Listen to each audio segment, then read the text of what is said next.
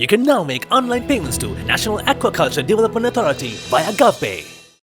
இலங்கை ஜனாதிபதி அன்ரோகுமார திசாநாயக்க அவர்கள் பாராளுமன்றத்திலே 2026 ஆண்டுக்கான வரவு செலவு திட்ட உரையினை நிகழ்த்தியிருந்தார். விசேடமாக இந்த நாட்டில் இருக்கிற பாமர மக்களை அவர்களுடைய வாழ்க்கையை மேம்படுத்துவதற்காக, அவர்களுடைய வாழ்க்கை தரத்தை உயர்த்துவதற்காக பல்வேறுபட்ட நலன் திட்டங்களை உள்ளடக்கிய ஒரு முக்கியத்துவம் வாய்ந்த ஒரு வரவு செலவு திட்டமாக இதை நாங்கள் பார்க்கலாம். தேசிய மக்கள் சக்தி ஆட்சிக்கு வருவதற்கு முன்பாக விசேடமாக ஒரு பேசும் பொருளாக இருந்ததுதான் மலையக தோட்ட தொழிலாளர்களுடைய நாளாந்த வேதனம் தொடர்பாக பரவலாக பேசப்பட்ட ஒரு விடயம். எனவே இந்த மலையக தோட்ட தொழிலாளருடைய சம்பளை உயர்த்துவதற்காக தேசிய மக்கள் சக்தி அரசாங்கம் ஆட்சிக்கு வருவதற்கு முன்பாக பல போராட்டங்களை நடத்தி, விசேஷமாக அகில இலங்கை தோட்ட தொழிலாளர் சங்கத்தின் மூலமாக பல போராட்டங்களை நடத்திய ஒரு கட்சியாகத்தான் நாங்கள் செயல்பட்டு வந்திருக்கிறோம். மலையக மகிழ்ச்சி என்று உண்மையிலே ஒரு மகிழ்ச்சி மலையக மக்களுக்கு கிடைத்திருக்கிறது தான் இந்த வேதனம் உயர்த்தப்பட்டிருக்கிறது. பெருந்தோட்ட கம்பெனிகளுடன் பெருந்தோட்ட அமைச்சு, அதே போல தொழில் அமைச்சு, இரண்டு அமைச்சுகளும் நாங்கள் இந்த பெருந்தோட்ட கம்பெனிகளுடன் நாங்கள் பேசியிருந்தோம். அதே போல ஜனாதிபதி அவர்களும் நேரடியாக தலையிட்டு இந்த பெருந்தோட்ட நிறுவனங்களுடன் பேசியிருந்தார். இந்த பேச்சுவார்த்தையினுடைய பயனாக இறுதியாக நாங்கள் வெற்றி பெற்றிருக்கிறோம். மலையக தோட்ட தொழிலாளருடைய நாளாந்த வேதனத்தை அதிகரிப்பதற்கு அந்த அடிப்படையிலே தற்பொழுது நாளாந்த சம்பளமாக 1350 ரூபாய் வழங்கப்படுகிறது. எனவே பலர் 1700 ரூபாய் வழங்க வேண்டும் என்றுதான் கடந்த காலத்திலே கோரிக்கை விடுத்திருந்தார்கள். எனினும் ஜனாதிபதி அவர்கள் பண்டாரவளையிலே தனது உரையிலே அவர் மிக தெளிவாக சொல்லியிருந்தார், தோட்ட தொழிலாளருக்கு 1750 ரூபாய் சம்பளம் வழங்கப்படும் என்று கூறியிருந்தார். எனவே பலர் அது பல்வேறுபட்ட கருத்துக்களை கூறியிருந்தாலும் இன்று அந்த செய்தி ஒரு நனவாக மாறி இருக்கிறது. அதாவது இந்த 1350 ரூபாய்க்கு மேலதிகமாக இந்த வரவு செலவு திட்டத்திலே அடிப்படை சம்பளத்துடன் 200 ரூபாய் அதிகரிக்கப்பட்டது. அந்த 200 ரூபாயும் இந்த கம்பெனிகள் தான் தொழிலாளர்களுக்கு வழங்கப்பட வேண்டும். எனவே 1550 ரூபாய் அடிப்படை சம்பளமாக உயர்த்தப்பட்டிருக்கிறது. அதே போல அதற்கு மேலதிகமாக, அதாவது தொழிலாளர்கள் அவர்கள் நாளாந்தம் வேலைக்கு செல்லுகின்ற பொழுது அந்த ஊக்குவிப்பு தொகையாக, உங்களுக்கு தெரியும், அந்த தொழிலாளர்களை தொடர்ச்சியாக வேலைக்கு வர வைப்பதற்காக ஊக்குவிப்பு தொகையாக நாளொன்றுக்கு 200 ரூபாய் அந்த கொடுப்பனவு வழங்கப்படுகின்றது. அந்த கொடுப்பனவை அரசாங்கம் தன்னுடைய நிதியிலிருந்தே தான் கொடுப்பதற்கு நாங்கள் தீர்மானித்திருக்கிறோம். அதற்காக நாங்கள் கிட்டத்தட்ட இந்த வரவு செலவு திட்டத்திலே நாங்கள் 5000 மில்லியன் ரூபாவை நாங்கள் ஒதுக்கி இருக்கிறோம். எனவே முதல் தடவையாக மலையக தோட்ட தொழிலாளர்களுடைய சம்பளத்தை உயர்த்துவதற்காக அரசாங்கம் நிதி ஒதுக்கீடு செய்வது இதுவே முதல் தடவை. எனவே இது ஒரு பாராட்டப்பட வேண்டிய அல்லது ஒரு முன்னேற்றகரமான நிகழ்வாகத்தான் நாங்கள் பார்க்கின்றோம். அதிகரிக்கப்பட்ட தொகையும் வாழ்க்கை செலவோடு ஒப்பிடுகின்ற பொழுது அந்த மக்களுக்கு ஒரு சிறிய தொகை இருந்தாலும் சிறிய தொகையாக இருக்கிறது. எனினும் நாங்கள் எதிர்வரும் காலகட்டத்திலே பல்வேறுபட்ட சலுகைகள், நலன் திட்டங்களை இந்த மலையக மக்களுக்காக நாங்கள் அறிமுகம் செய்து அந்த மக்களை வாழ்க்கை தரத்தை மேம்படுத்துவதற்காக அரசாங்கம் தொடர்ச்சியாக செயல்படும் என்பதை நாங்கள் தெரிவித்துக் கொள்கின்றோம். இந்த பெருந்தோட்ட கம்பெனிகளுக்கு அரச காணிகளை கையளித்து பல காலங்கள் ஆகியும் கூட இந்த பெருந்தோட்ட கம்பெனிகள் அந்த அரச பெருந்தோட்டங்களிலே லாபத்தை ஈட்டுவதற்கு, அந்த லாபத்தை ஈட்டி தொழிலாளருடைய சம்பள உயர்வை வழங்குவதற்கு அவர்கள் தவறி இருக்கிறார்கள். எனவே அவர்கள் கேட்கும் பொழுதெல்லாம் கூறுகிறார்கள், எங்களுக்கு லாபம் இல்லை என்று. எனவே இந்த ஒப்பந்தம், அதாவது உங்களுக்கு தெரியும், இந்த பெருந்தோட்ட கம்பெனிகள் அது அரச காணியை கையெழுத்த ஒப்பந்தம் எதிர்வரும் 2042 ஆண்டு முடிவடைகிறது. எனவே நாங்கள் ஒரு அந்த காலத்துக்குள்ளே இந்த பெருந்தோட்ட கம்பெனிகள் தொடர்ச்சியாக தொழிலாளருடைய சம்பளத்தை உயர்த்த வேண்டும், அவர்களுடைய நலன் திட்டத்துக்கு உதவி புரிய வேண்டும். எனினும் நாங்கள் இனிவரும் காலங்களிலே இந்த குறைந்தபட்ச ஒப்பந்தத்திலே இந்த பெருந்தோட்டங்களுக்கு, இந்த பெருந்தோட்ட கம்பெனிகளுக்கு இந்த தோட்டங்களை வழங்குவதற்கு நாங்கள் இணக்கம் தெரிவிக்க மாட்டோம். எனவே பெருந்தோட்ட தொழிலாளர்களை பாதுகாப்பதற்காக இனிவரும் காலங்களிலே அரசாங்கமே பொறுப்பேற்று பெருந்தோட்ட கம்பெனிகளை பராமரித்து அதில் லாபத்தை ஈட்டி அந்த மக்களுடைய வாழ்க்கையை முன்னேற்றுவதற்காக நாங்கள் செயல்படுவோம் என்று கூறிக்கொள்வதோடு, மலையக மக்களுடைய உட்கட்டமைப்பு வசதிகளை மேம்படுத்துவதற்காக 7,429 மில்லியன் ரூபாய் ஒதுக்கப்பட்டிருப்பது மிகப்பெரிய தொகையாகும். எனவே இதனூடாக நாங்கள் மலையக மக்களுடைய வீட்டு திட்டமா இருக்கலாம், அவருடைய மின்சாரம், அதே போல நீர் வசதி, பாதை வசதி, பாடசாலைகளுக்கான கொடுப்பனவு, பல்வேறுபட்ட வேலை திட்டங்களை நாங்கள் இந்த நிதியினூடாக நாங்கள் மேற்கொள்ள இருக்கிறோம். அதே போல தெங்கு உற்பத்தி, எங்களுடைய பெருந்தோட்ட அமைச்சினூடாக தெங்கு உற்பத்திக்காக கிட்டத்தட்ட 1000 மில்லியன் ரூபாய் ஒதுக்கப்பட்டிருப்பது விசேட செய்தியாகும். அதுபோல அரசாங்கம் டிஜிட்டல் சேவை, உங்களுக்கு தெரியும், கடந்த காலத்திலே இலங்கையானது இன்னும் பாரம்பரிய முறையிலே தான் இலங்கையில் உள்ள நிர்வாகமா இருக்கலாம் அல்லது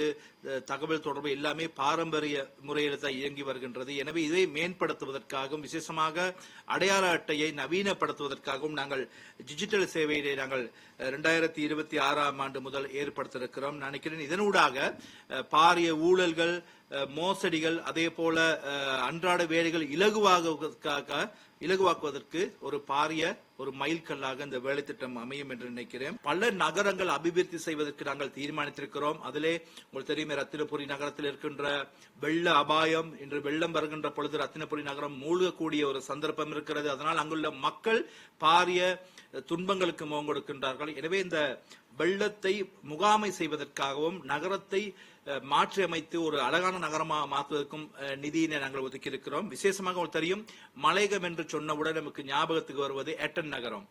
இன்று உங்களை எட்டன் நகரத்தை நீங்கள் சென்று பார்த்தால் அங்கு பஸ் நிறுத்துவதற்கு வசதியான பஸ் நிலையம் கிடையாது. அங்கு மலசடம் கூடம் செல்வதற்கு மக்களுக்கு வசதி, ஒரு சுத்தமான மலசட கூட வசதி கிடையாது. அதே போல பொதுமக்களுக்கு, அதாவது வீதி வியாபாரிகளுக்கு வியாபாரம் செய்ய தகுந்த இடங்கள் கிடையாது. எனவே ஒரு ஒரு தூய்மையற்ற நகரமாகவும் அதே போல மக்களுக்கு கஷ்டங்களை கொடுக்கின்ற ஒரு சூழல் தான் இந்த எட்டன் நகரம் காணப்படுகின்றது. எனவே இந்த நகரத்தை ஒரு சுற்றுலா தலமாக மாற்றி அமைத்து ஒரு அழகான நகரமாக மாற்றி அமைப்பதற்காக நாங்கள் இம்முறை நினைக்கிறேன் இந்த முறை கிட்டத்தட்ட 500 மில்லியன் ரூபாயை நாங்கள் ஒதுக்கி இருக்கிறோம். அனுர அரசாங்கம் ஆட்சிக்கு வந்தால் நாடு வங்குரோத்து அடைந்து சென்றுவிடும். எனவே 2 மாதத்தில், 3 மாதத்தில், 6 மாதத்தில் இவர்கள் நாட்டை விட்டு சென்று விடுவார்கள், இவர்களால் ஆட்சி அமைக்க முடியாது என்று. ஆனால் இன்று நிலைமை அவ்வாறு அல்ல. இன்று அவ்வாறு கூறியவர்கள் இன்று திரைக்கு பின்னால் ஒளிந்து கொண்டிருக்கிறார்கள். இன்று நாடு சிறப்பான ஒரு பொருளாதார வளர்ச்சி நோக்கி சென்று கொண்டிருக்கிறது. வரவு செலவு திட்டமானது இலங்கையினுடைய அபிவிருத்தி ஒரு மைல்கல்லாக அமைகின்றது. எனவே இன்று கூறுகிறார்கள், ஜனாதிபதி அனுரகுமார திசாநாயக்க அவர்களை பார்த்து ஹிட்லர் என்று கூறுகிறார்கள். இன்று கூறுகிறார்கள், ஜனநாயகத்தை குழி தோண்டி புதைத்து சர்வதிகார ஆட்சியை முன்னெடுக்கின்ற ஒரு ஹிட்லராக அவரை கூறுகிறார்கள். இதை சொல்லுகின்ற எதிர்க்கட்சியினருக்கு நாங்கள் ஒன்றை கூறுகின்ற விரும்புகிறோம். ஆம், நாட்டிலே ஜனநாயகத்தை பாதுகாப்பதற்கு, இந்த நாட்டினுடைய ஏழை மக்களுடைய வாழ்க்கையை மேம்படுத்துவதற்கு, இந்த நாட்டிலே போதைப் பொருளை ஒழிப்பதற்கு, இந்த நாட்டிலே துப்பாக்கி கலாச்சாரத்தை ஒழிப்பதற்கு, இன்று பெரும் முதலாளிகள் கையிலே அகப்பட்டுக் கொண்டிருக்கின்ற எமது பொருளாதாரத்தை மீட்டெடுத்து பொதுமக்கள் கையில் கொடுப்பது, இன்று நாட்டிலே இனவாதத்தை வைத்து அரசியல் செய்தவர்களுக்கு அந்த இனவாதத்தை மீண்டும் வரவிடாமல் இன்று நாட்டிலே அமைதியை பேணுபவர்களுக்கு இன்று அனுரகுமார திசாநாயக்க அவர்களுடைய இந்த நடவடிக்கை அவர்களுக்கு ஒரு சர்வதிகாரமாக தெரிகிறது. என்ன கூறினாலும், நீங்கள் அச்சம் கொண்டாலும், நீங்கள் கதறி அழுந்தாலும், நாங்கள் முன்னெடுக்கின்ற இந்த நடவடிக்கையை ஒருபோதும் நாங்கள் பின்னோக்கி செல்ல மாட்டோம். நிச்சயமாக குறுகிய காலத்தில் இந்த நாட்டை மீட்டெழுப்போம். இந்த நாட்டினுடைய மக்களுடைய வாழ்க்கையை மேம்படுத்துவோம். எதற்காக எமது நாட்டு மக்கள் தேசிய மக்கள் சக்திக்கு வாக்களித்தார்களோ அந்த எண்ணத்தை நாங்கள் நிறைவேற்றும் வரை நாங்கள் ஓயப் போவதில்லை. எனவே நீங்கள் ஹிட்லர் அல்ல, சர்வாதிகாரி அல்ல, நீங்கள் யாரை கூறினாலும் எங்களுக்கு அது தேவையில்லை. பொதுமக்களுக்கு தேவையான ஆட்சி, பொதுமக்கள் எதிர்பார்த்த ஆட்சி இன்று நடைபெறுகிறது. எனவே மக்கள் சொல்லட்டும் இது சர்வாதிகார ஆட்சி என்று. எனவே மக்களால் துரத்தி அடிக்கப்பட்ட, மக்களால் ஓரங்கட்டப்பட்ட அரசியல் தலைவர்கள் கூறுகின்ற கருத்துக்களை நாங்கள் ஒரு துளியளவேனும் பொருள்படுத்த மாட்டோம் என்பதை நேரத்தில் நான் கோரிக்கை அனுப்புகிறேன். கம்பெனிகள் கடந்த ஆட்சியாளர்களுடன் போட்ட விளையாட்டு இந்த ஆட்சியிலே போட முடியாது.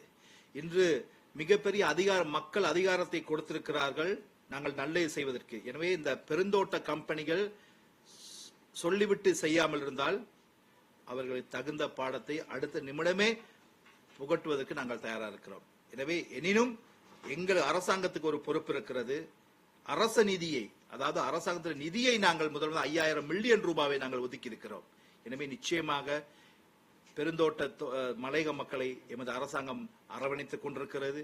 இன்று அன்றகுமார் திசாநாயக்க ஜனாதிபதி அந்த எமது மலையக மக்கள் மீது அதிகூடிய கரிசனை கொண்டிருக்கிறார்.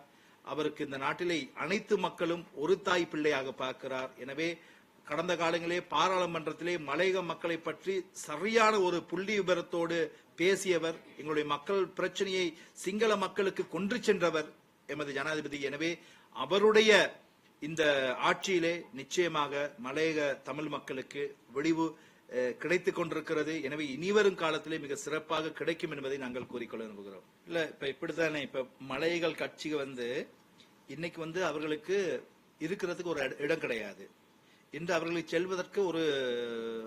செல்வதற்கு இடம் கிடையாது, இருப்பதற்கு ஒரு சரியான ஒரு இடம் கிடையாது. இன்றைக்கு ஏதோ எதிர்கட்சி தயவால அந்த நிழல்ல ஒதுங்கி கொண்டிருக்க அவங்க அரசியல் செய்து கொண்டிருக்காங்க. என்ன சொன்னாங்க பார்லிமெண்ட்ல சொன்னாங்க, அன்று அரசாங்கம் 10 ரூபாவை அடிப்படை சம்பளமாக உயர்த்து காட்டுங்கள் என்று சவால் விட்டார்கள். இன்று அடிப்படை சம்பளம் 200 ரூபாயை நாங்கள் ஒதுக்கி இருக்கிறோம்.